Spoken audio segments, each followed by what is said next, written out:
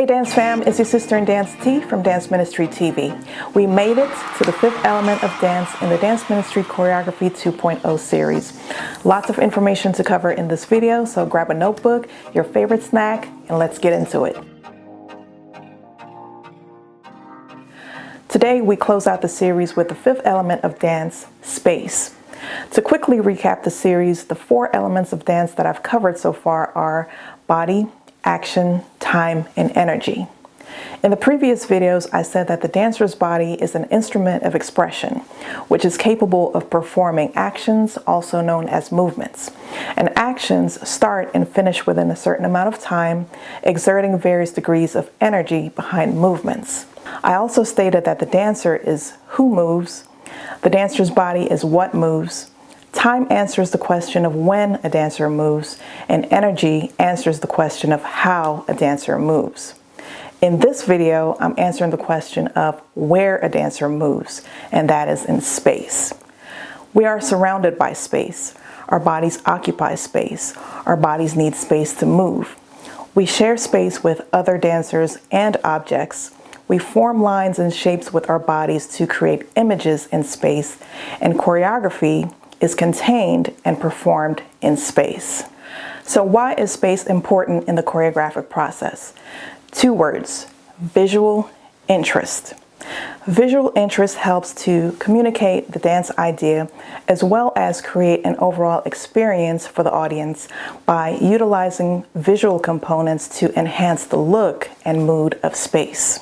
Your mission as a choreographer, should you choose to accept it, is to determine what you can do in space and what you can do with space using those visual components to create visual interest. This is called design in space. Think of how God created the heavens and the earth. In the beginning, the earth was void and without form, before God spoke into existence what he wanted to see. So from nothing, he created something. Design in space adopts the same concept of creating something from nothing. In the beginning of the choreographic process, you can say that space is like a blank canvas, also void and without form, just waiting for an artist to paint the full picture. Metaphorically speaking, in this case, the artist is you, the choreographer. Looking at that blank canvas, what would you do with all of that space to bring it to life? How would you use the design components to paint the picture of the dance idea? But before I get into what those design components are, let me break down the function of space. Space is categorized as general space, personal space, positive space, and negative space. General space is the performance area that contains the choreography or the dance.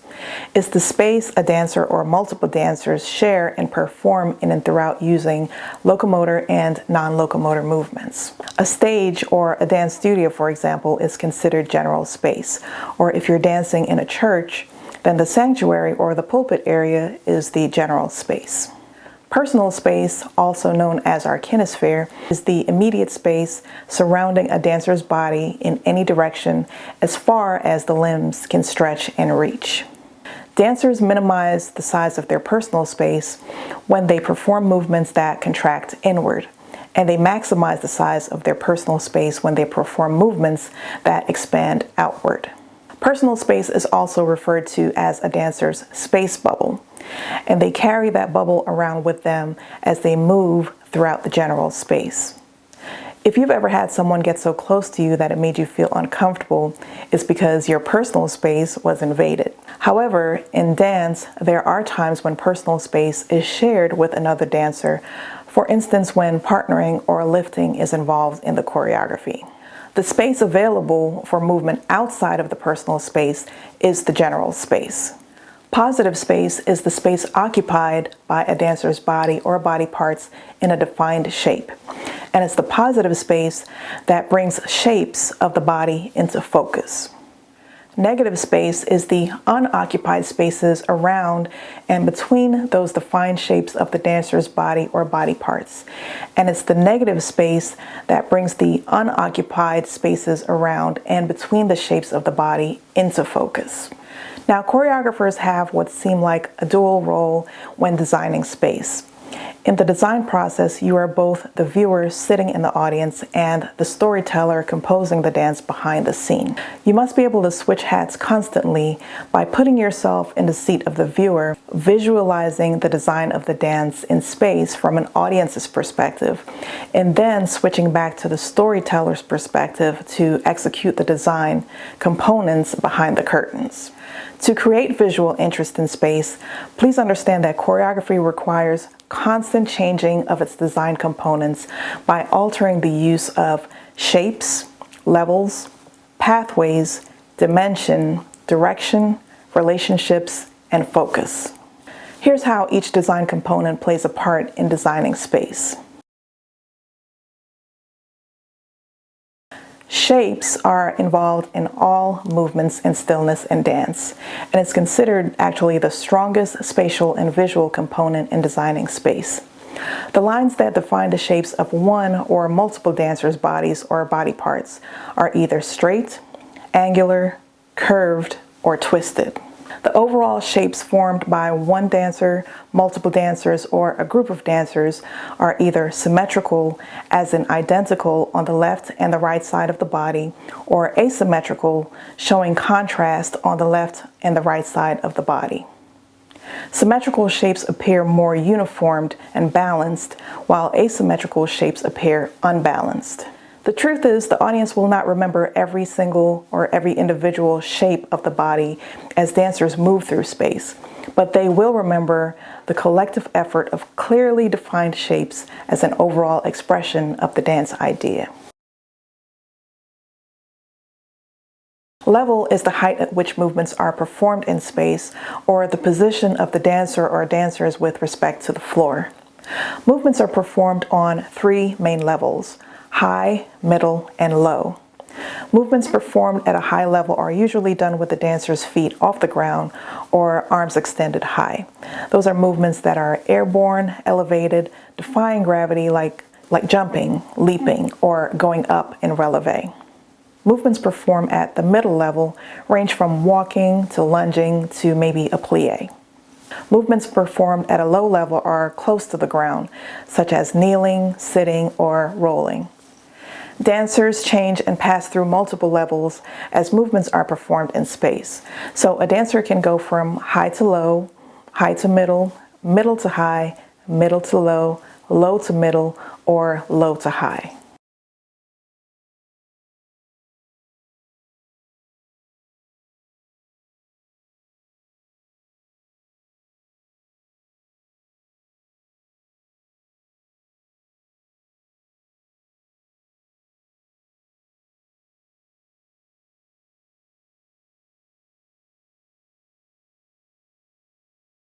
Dimension can be summed up as the overall size of movements in space, or the size of movements performed in three-dimensional form, height, width, and depth. Movements that go up and down explore height. Moving sideways explore width. Moving forward and backward explore depth. So the size of movements within the three dimensions can range from big to small, narrow to wide, tall to short, rounded, or even extended. The overall size of the dance in space can also be small, medium, or large.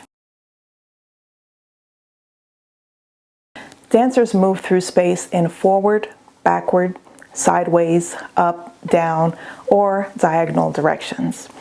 Here's a tip. As you choreograph, be sure to keep in mind which direction certain movements and shapes look best or strongest visually from the audience's perspective.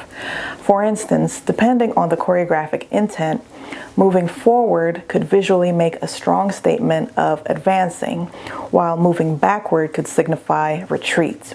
However, aesthetically, multiple dancers moving diagonally in a straight line looks pretty awesome from the audience's view. Pathways are the movement patterns dancers carve out in the air or trace on the floor in space from either a fixed position or traveling from one place to another. Air pathways are movement patterns that carve out or pierce through the air using the dancer's body parts like arms and legs. In most cases, air pathways lead to an intended shape of the body. A floor pathway is the mapped out route or pattern traced on the floor by a dancer or a group of dancers while moving through space. If you've ever walked on sand or in the snow, then I'm sure you've noticed traces of your footsteps showing the path that you took. Did you walk a straight path or did you zigzag your way to your destination? Both pathways reveal your pattern of movement on the ground. On a stage or any performance area, dancers leave traces of where their movements start and where they end. And sometimes a break in the floor pattern could indicate a lift or a jump of some sort took place in between the steps. In fact, both air and floor pathways have a point where movement patterns begin and end. When the pattern begins and ends at the same place, that's called a closed pathway. When the patterns end at a different place from where it started, that's called an open pathway. Going back to the question I asked earlier, did you walk a straight path or did you zigzag your way to your destination? My intention was to point out that both air and floor pathways have direct and indirect movement patterns. Direct air pathway produce movement patterns that cut straight through space in a specific direction. Indirect air pathways carve through space using curves and twists, and the movement patterns are generally rounded and unpredictable in the intended direction. Direct floor pathways are straight line movement patterns, while indirect floor pathways are movement patterns that meander and are unpredictable in direction. It's like taking the scenic route. You, the choreographer, determines where a floor pathway starts, whether on the stage or from the wings, and then map out the dancer's route in the general space using direct and indirect movement patterns like a straight line, a continuous circle, a square, a zigzag line, a curved line, a figure eight, or spirals. One last thing to note is floor pathways can also be random and traveled clockwise and counterclockwise. Relationships represent the various ways in which a dancer relates to themselves personally, with other dancers as a duo, a trio, a quartet, or in a group, and with props in space. Personal relationship involves ways in which parts of a dancer's body relate to their other body parts. For example, you put your hands on your hip, you raise your arms over your head, you place your right foot in front of your left foot. Relationships between two or more dancers or between groups of dancers are a little more involved, but add a great deal of visual interest in designing space. For example, spatial relationship is the placement or proximity of two or more dancers in relationship to each other, or a group of dancers in relationship to another group of dancers, either in a stationary position or as they travel through the general space. For example, in front of, behind, beside, over or under, facing each other, back to back, near or far.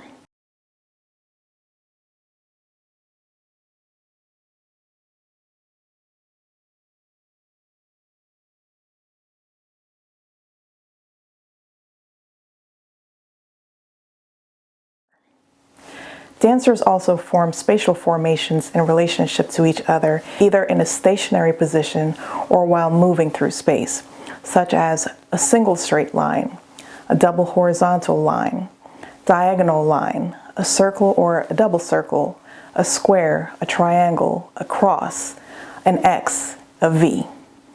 Another way dancers form relationships with each other is in their body shapes while moving or in stillness. For example, mirroring shapes. These are body parts that reflect the exact shape when facing each other. A group of dancers can also mirror another group of dancers in shapes.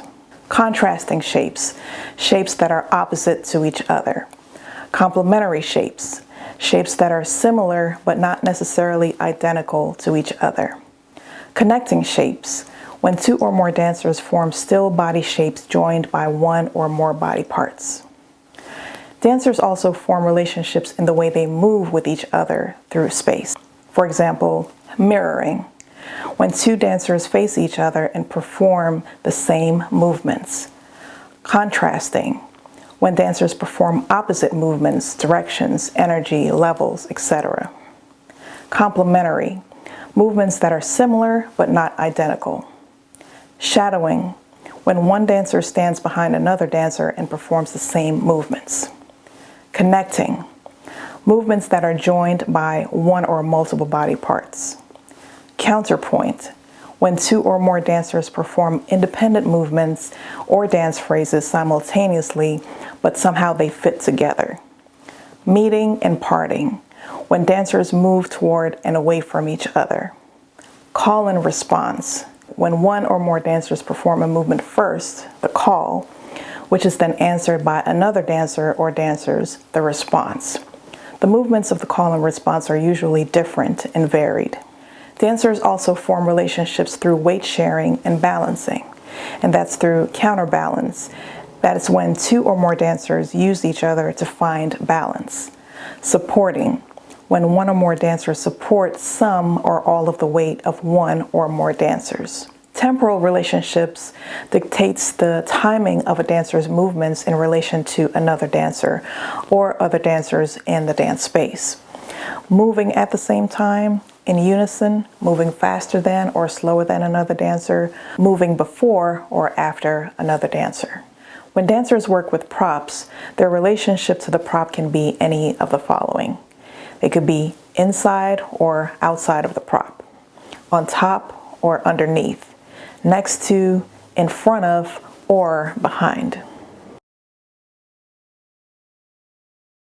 Focus is both the direction in which dancers look as well as where the audience's attention is drawn, and that changes throughout the choreography. A dancer's focus can be directed out in the audience, straight ahead, behind, in a corner, on the ground, up in the ceiling, at a body part, at a prop, or even at another dancer. The direction of a dancer's movements is typically complementary to the direction of their focus, which can create different expressions and meaning. When focus involves where to draw the audience's attention in space, the choreographer can choose between a single point of focus or multiple points of focus, also known as split focus. Multiple points of focus causes the audience to have to choose where to look.